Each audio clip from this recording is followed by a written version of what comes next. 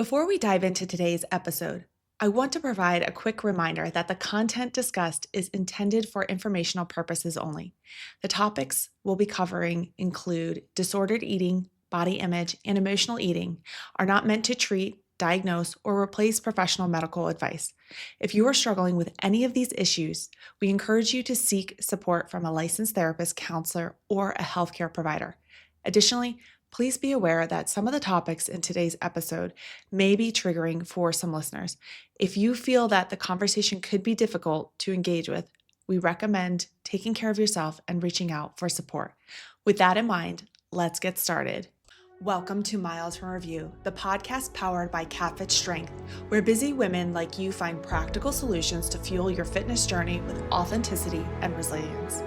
I'm Kat, your host, a mom of 2 active boys, a business owner, and an ultramarathon runner, and a strength trainer in her 40s. With nearly 2 decades of experience, I'm here to help you cut through the noise of fads, hacks, and quick fixes. This is a space where we celebrate womanhood and motherhood, all while building strength and resilience and reconnecting with you from a place of self-compassion and worthiness. Whether you're lacing up your running shoes to go out for a run, driving your kids to practice, or squeezing in a moment for yourself, I'm right here in the trenches with you. Let's dive in. Welcome to Miles from Her View. I'm here with Jess, and Jess is a licensed mental health counselor and a certified personal trainer, offering both services inside her business, Revolution Health.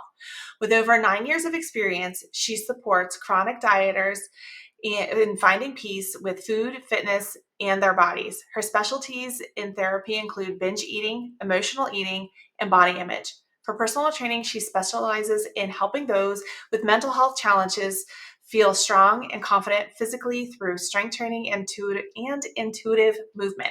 She practices from a non-diet, weight-inclusive, and health at every size approach.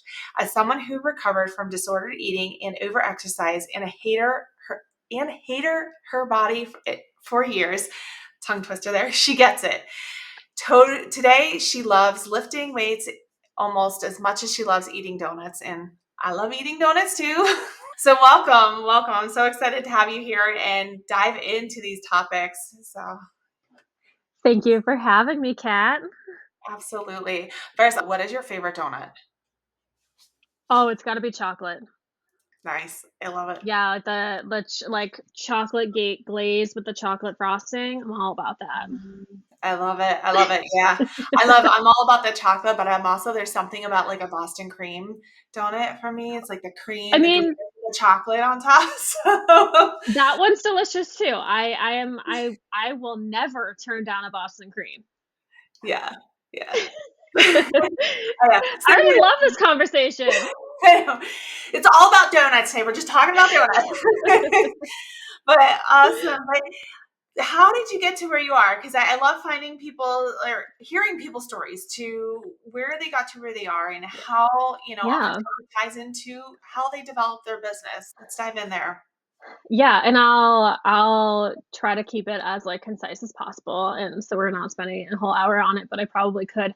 So I got here because I struggled for most of my life with food and overexercise and my body image.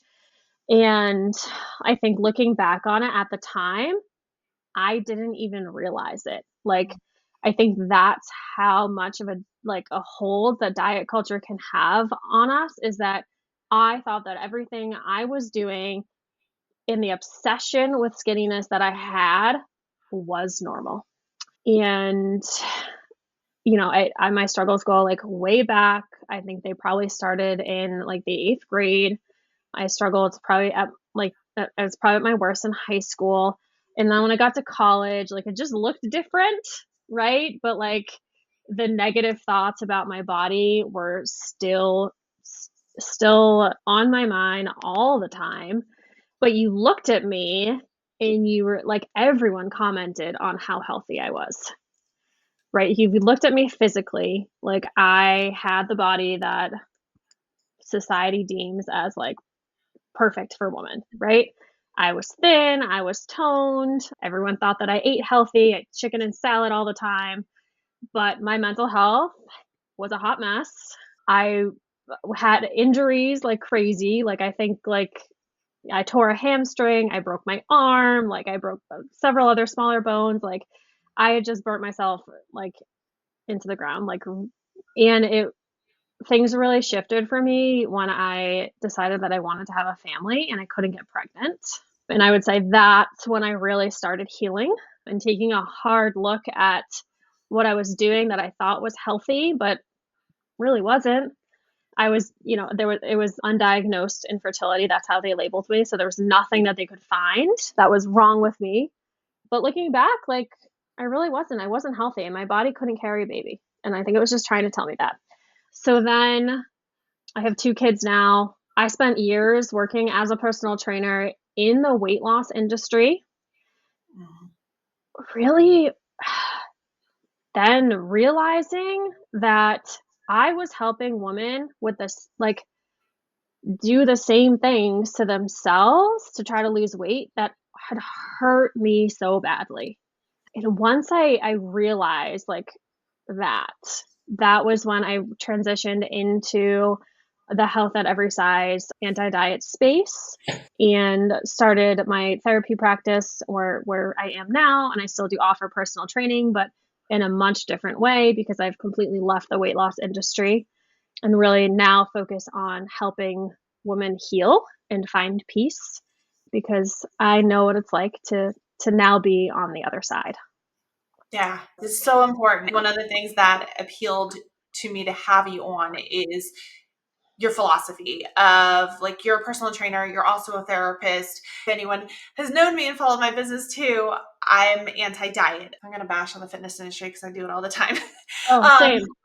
so there's so the messaging there is so toxic. And I always say I was the only job I was fired from in my life is the current profession I'm in now is personal training, because I refused to go along with this messaging that was truly hurtful to individuals, predominantly females, in the essence of shrink your body at all costs, which Hmm. was not healthy, but deemed in this pretty little package as being healthy.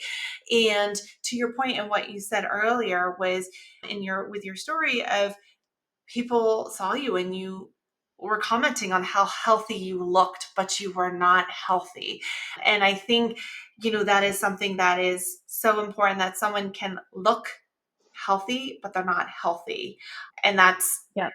we put thinness and, at such a high on a pedestal as the epitome of health and fitness.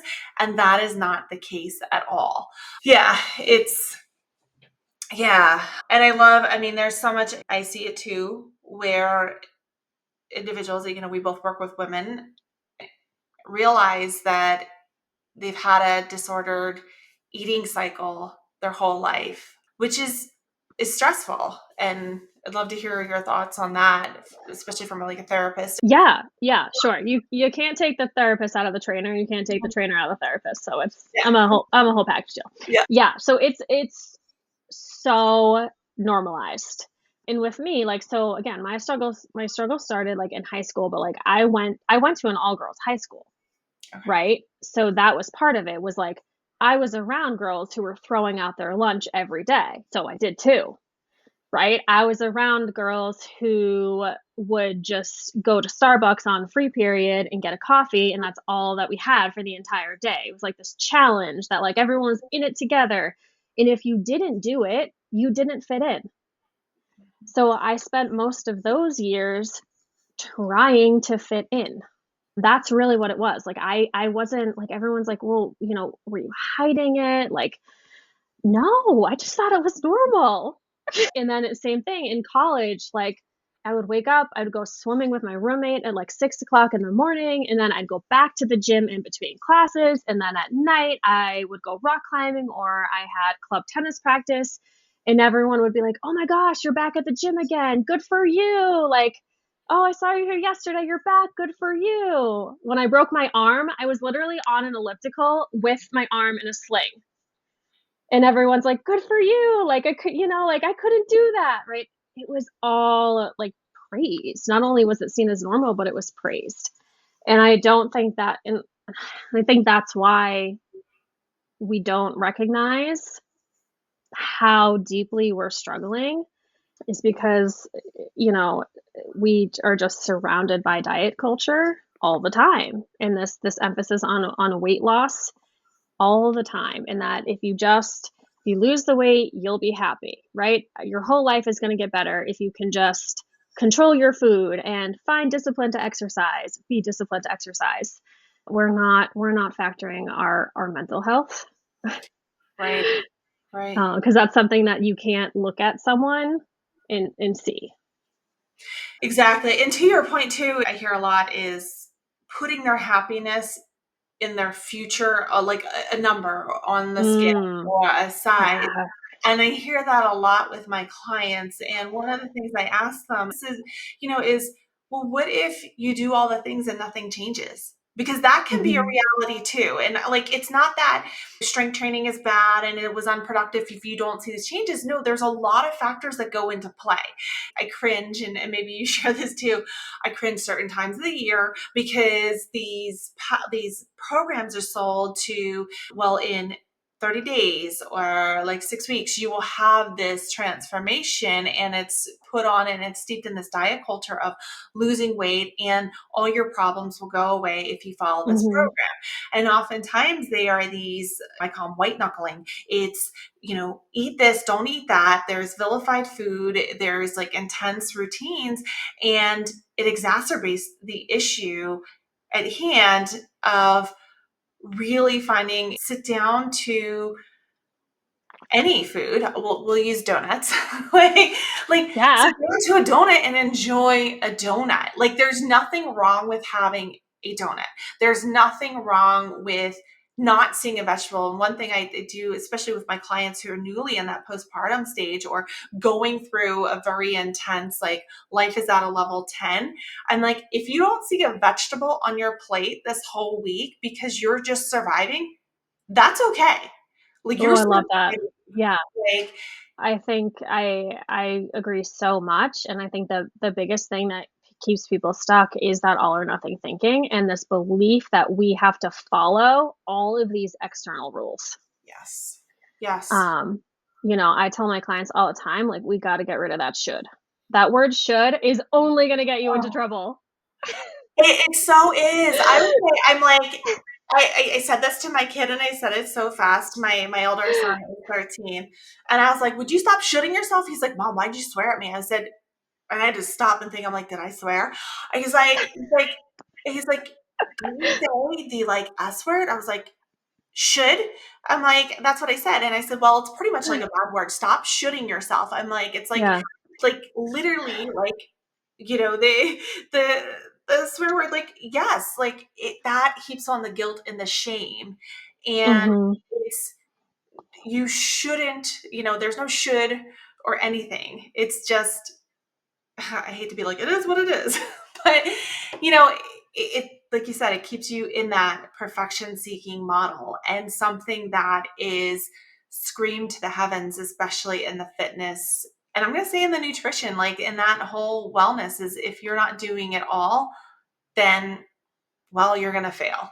That is, Yeah. like, we know it. That is not the case. That is so not the case. Yeah, absolutely.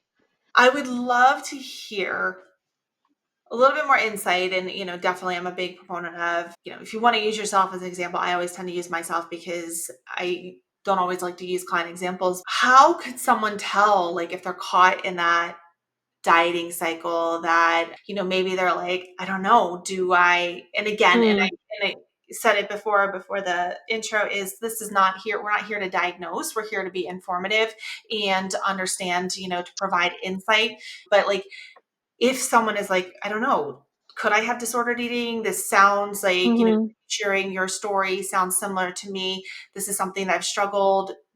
Yeah. Yeah. So I always tell clients, I don't necessarily care what you're eating and what you're doing for exercise. I care how you're thinking about it. Mm, I love that. So we I if you're questioning, right, if what you're going through is normal and if what you're experiencing is disordered or something, like, oh, I think you're gonna be able to tell, like, deep down in your gut, right? I think you're gonna know that. But I want you to pay attention to, like, your thoughts about food and exercise. And if Mm, they're coming from a place of love and self-care, that's very different than them coming from a place of shame and judgment. I think that's the key, right? So, are you making food choices because you think you should, right? Is this coming from some external place that someone told you this is how you should eat this way? Again, are there feelings of if I don't eat that or I do eat that, I feel really bad about myself. I feel really guilty. Same thing with the on the fitness side. If I don't do this workout, how does that make you feel about yourself, right?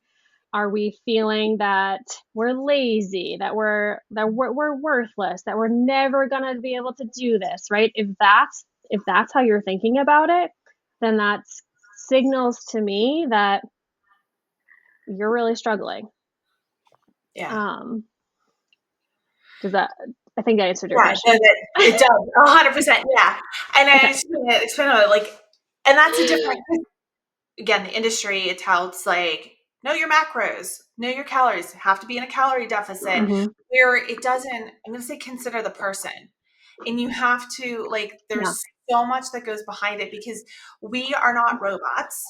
We are not, I loathe the statement, calories in, calories out. We are Oh my not gosh. robots. We are not calculators. Like, there's so many more factors than that. And also, like, and I spoke a lot to my clients about the holiday times. Getting through the holidays, we eat to bond. We have an emotional response with eating. We're social beings, and around holidays in my family we're very big on a lot of traditional foods, and it's like, eat the food, spend the time with the person, because the reality too is whoever made such and so dish may not be here the next holiday, and not eat in fear for that, but like, sit there and enjoy. One meal is not going to break your entire fitness goal or nutrition goal. But yeah. Yeah. We don't have to make all of this mean so much. Like, we don't have to make eating one dessert mean so much about ourselves and about our worth, and we don't have to make one skipped workout mean so much in the Yeah. big picture. And I think that's where the woman that I see really struggle with. Like, they are making those things mean so much more than they have to about themselves. Yeah. Yeah. And I'll also say, like, to the point, like, one of the things that I ate when my kids started getting older, it started triggering me on, like, how I talk about food and Mhm. my workouts. It became, you know, something that I realized I think we all have a complex relationship with our bodies and with our moving our bodies. And then when having kids, I was like, well, we should never have any of this. And I'm like, well, why shouldn't we? Like, it's teaching them to eat responsibly, of like, all foods can fit into a healthy diet. All Mhm. movement can fit into a movement and strength training plan. Like, all of this can fit here. It's when we start to, like, restrict, we have to know why. And, you know, that's where it was interesting, as my older son, he's now in eighth grade, like, going through and hearing the nutrition things. He's like, well, mom, fat is bad. And I'm like, well, okay, well, Yeah. let's decode that. Like, did you know your brain needs fat to function? Yeah. Yeah. Yeah, and it's so interesting because my kids are really little. So I have a 2-year-old and no, she's 3. Oh my gosh, she's 3. She turned 3 Mhm, this month. And a 5-year-old, and kids are such intuitive eaters, right? mhm. To watch my kids eat, it's like it still shocks me sometimes how intuitive they are, and how easily that, just as we get older, it's taken from us, Mhm. 100. right? And it can be the little things, like, and part of my story too is I grew up with a mom who was always on a diet, right? Always, all the time. I don't like bounced from one to another, and I would do them with her. Again, thought that was normal. But, it's we as parents can have so much influence, you know, on our kids' relationship with food by, like you said, how we're talking to them. So I'm super careful. I'm super intentional with what I say, just as you are, because I want to raise little intuitive eaters as best that I can. And I know I can't control everything, but because, to bring women back to that ability to tune into their bodies, damn, it's really hard. It's It's really hard. so hard. It's so hard. You're a trainer who gets it. I know other trainers and like therapists who get it, and who also share the specialty that you do, therapist and trainer. And it's the stuff that we do, I would say, is so unsexy because it's not flashy. Yeah. I would love to hear more of your thoughts on like health at every size. Yeah. So, I mean, in everything that I do, whether that's eating disorder work or personal training, I practice from a health at every size approach. And I guess what that means, right? Like, so it's based on like 5 principles. So weight inclusivity, health enhancement, respectful care, eating for well-being, and life enhancing movement. And all of this supports building healthy habits as opposed to a fixation on weight, right? Or weight loss. So I like to see it as health at every size is a focus on health gain rather than weight loss. I think yeah, is a simple way to, is this like a simple way to put it. That does not mean that we are healthy at every size. right. Right? Like, and I think that's where you were talking about, it's misconstrued a lot, right? Because it's not, that's not what health at every size means. It does not mean that you are in a healthy body at any size. It just means that you can be healthy at any size. Yeah. I don't know if any of that made sense. It totally makes sense. And that's where things get so nuanced and then misconstrued. And I feel it's the same with like the non-diet approach, because like diet, what the non-diet approach is looking at understanding and decoding you. What do you like to eat? What do you not like to eat? And their goal. Yeah. Yeah. Yeah.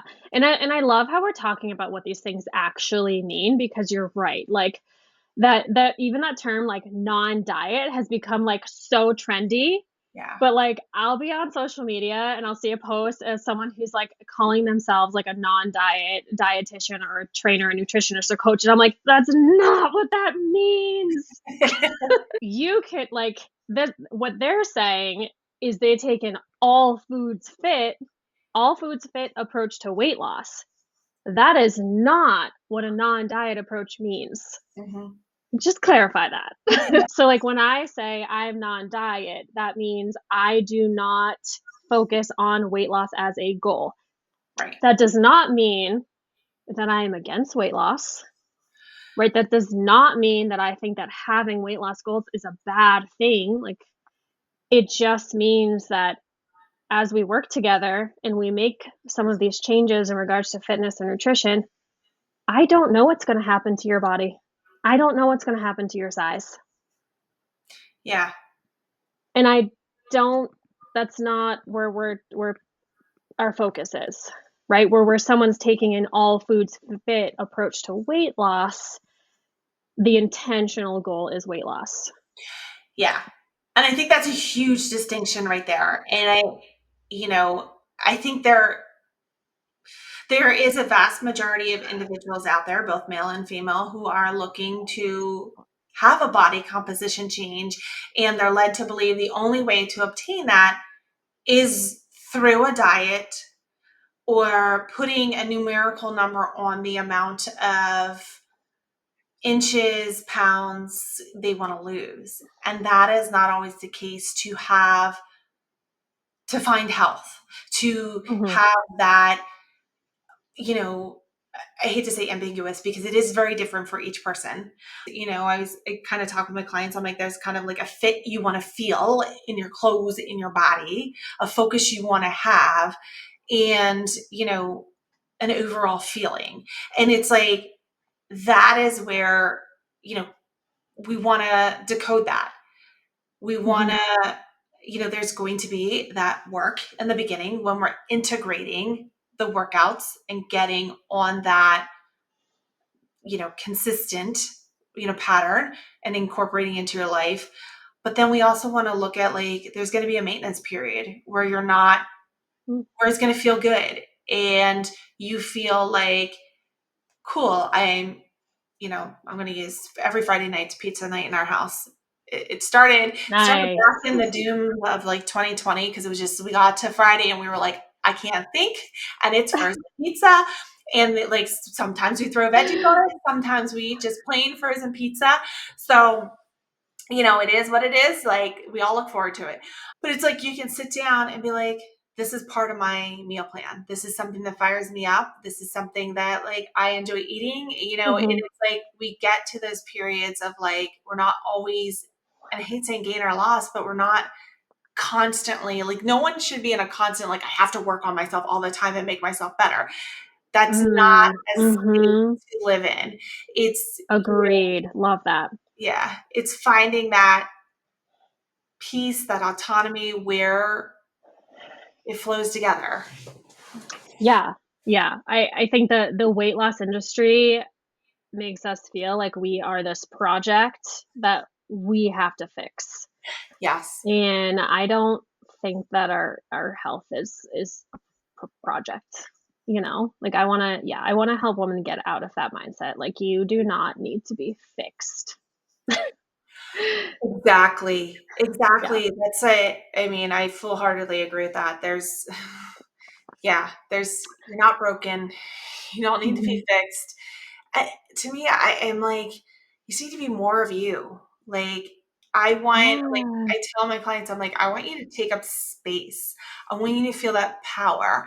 And Mhm. so sometimes, like, I'll talk about it when I'm like cueing them for squats or deadlift. I'm like, I want you to feel the ground underneath your feet, connect with, and I want you to press up through the body, feel that power that you can generate through your Yes. up, like, and I would love to hear. So if someone's listening to this and they're like, everything that you're saying, I'm overwhelmed.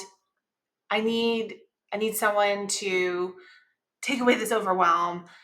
I really want to get out of this, like, diet cycle, this all or nothing, and I really just want to sit down to insert whatever meal. I want to have that donut and just really enjoy all of its goodness.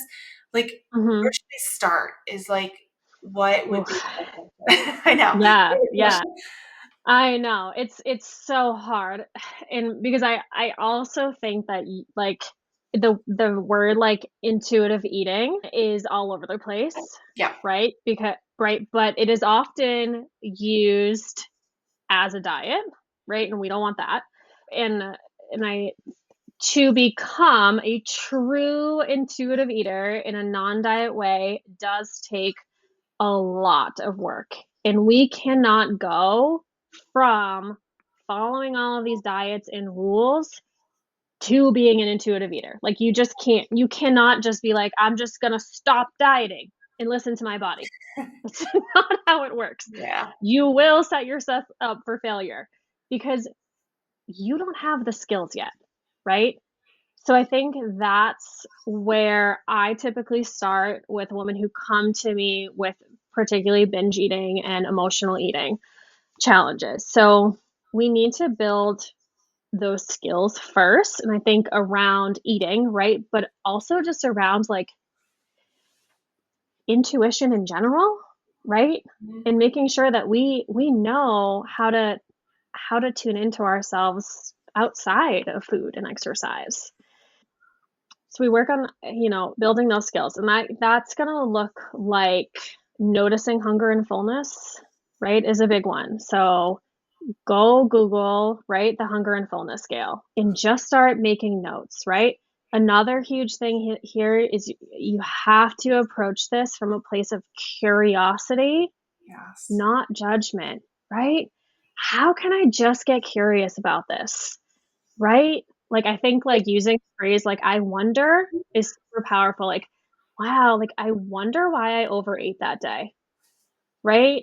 I wonder why I was really full, but I kept eating. Like, what could have been going on there for me, right? Versus, "Oh, I can't believe I did that. I knew I didn't need that. I wasn't hungry, but I ate it anyways. Oh my goodness, like, I gotta start over again tomorrow," right? Like, that place of curiosity versus judgment is so powerful. And then, I mean, we're personal trainers, right? We want people to fall in love with fitness and movement, so I think it's gonna work the same that way too. Like, what do you love to do for movement, right? What actually brings you joy? Start trying new things and pay attention to how do they actually make me feel.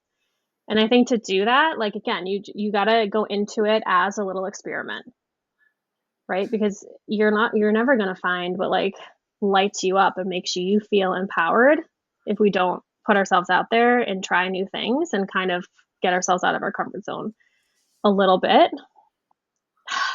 And then I think a really powerful question I ask my clients a lot is like, what would you do if you weren't afraid of gaining weight or just not losing it, Yeah. right?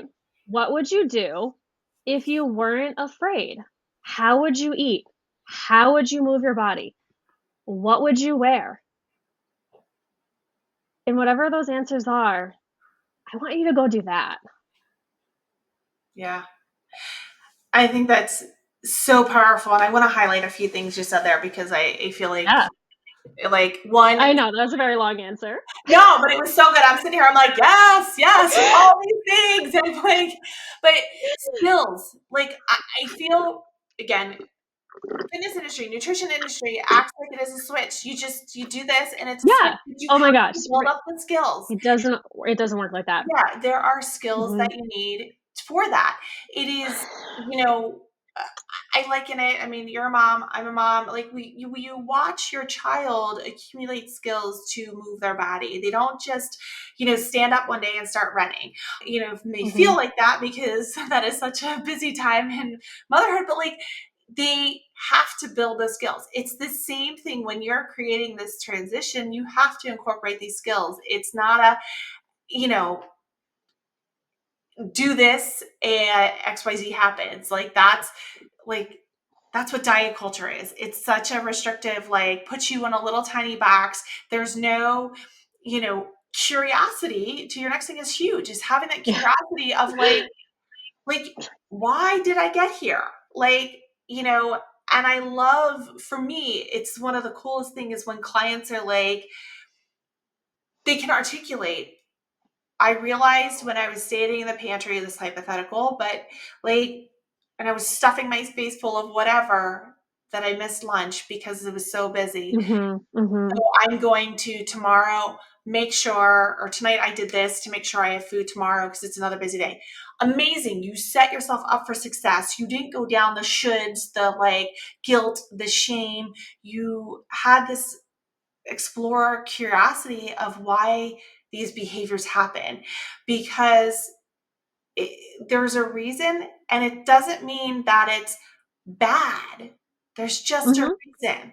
And I think those are just so powerful. And then the other one is huge. I ask similar question and I don't know if you find this when you ask this to your clients, but it stops them of like, wait, no one's ever asked me that. There wasn't, Yeah. life is busy and it's loud and I don't know, life just starts happening to us. Even if we're doing things, sometimes life starts happening or like the cues, like be mindful of what you're eating or understand the hunger scale.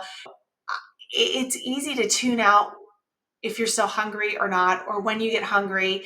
And even myself, I've had to be like, ooh, we're not I'm not utilizing or understanding my hunger. So like I employ that because life gets busy and It it does. is Yep. one of those that these seem basic, but these are skills to implement to set you up for success. But the best thing they love is that curiosity. And if you had no fear, because I just think it puts more power and more autonomy to the individual to take hold of their health and really find that that central, I'm going to say like control, that central, like deep internal as to what they really, really want. So, Yeah. And I love everything you just said. And I'll add, like, I think we want to be in control, mhm, right, of what we eat and our health even so badly. And I do encourage women to stop using that word. Like, you cannot control your health. right. Like, what you can do is have agency, Yes. right? You can influence your health, right? But that idea of, like, I have to control what I eat or I have to get control of my weight, that's only gonna make this so much harder for you and unsustainable, and it's just not. Like, so much goes into that. It's Mhm. not in your control. That is so outcome based, and the outcome isn't in our control. So thinking about where can I have agency, Yeah. is typically how I like to phrase it. Yeah. I love that. Like agency is important, and it is, I would say, bodies change. That's it. That's a statement. Yeah. It's just Yeah. bodies change. That's a complete sentence. Like I love that. I'm it gonna just, steal that. yeah. It's Yeah. like, and then, I know when I say that the clients are like, and I'm like, no, that's a 2 word statement. That's it. Bodies change. Yeah, we can, right, build habits that feel good for us, that we feel are healthy, that make us feel healthy. But how that's going to change our weight and our body size, again, like, we just don't know. And I think having those weight loss goals that we're so hung up on, it really only interferes with our ability to actually heal our relationship with food and fitness. Like, I honestly have yet to work with a woman yet who has been able to do both at the same time. Yeah. Someone out there will prove me wrong, but yet to see that. Yeah. I would encourage anyone listening, reach out to Jess. I'm going to say, if you have questions, her information will be in the show notes, because there are other ways to find your true health for you and for your lifestyle Mhm. versus white knuckling, restriction, brutalizing your body. Because, Yeah, yeah. and I think that's a great message maybe to leave your listeners with as we wrap up. Like, the food noise, the shame around Mm. fitness, right, and all of those shoulds that you're experiencing, like, yeah, it doesn't have to be like that. Yes, 100%, 100%. This was awesome. I'm sure we'll have you back. And, anyone listening to, you can send questions to the podcast or get Jess's information. And we will, the conversation doesn't end. So, yeah. And if anyone could benefit from this episode, please, share it with them. Thank you for tuning in to Miles from Review, powered by Catholic Strength. If this podcast inspires you, don't keep it for yourself. Hit follow or subscribe to stay updated on the new episodes, and leave us a review to help more women and moms discover this space. Your feedback fuels this podcast, and I'd love to hear what's working for you or what topics you want to dive into next. You can connect with me on Instagram at CatFitStrength, or share this episode with a friend who is ready to embrace her strength. Remember, fitness isn't about perfection. It's about showing up for yourself and finding strength in every step of your journey. Until next time, keep moving forward, 1 mile at a time.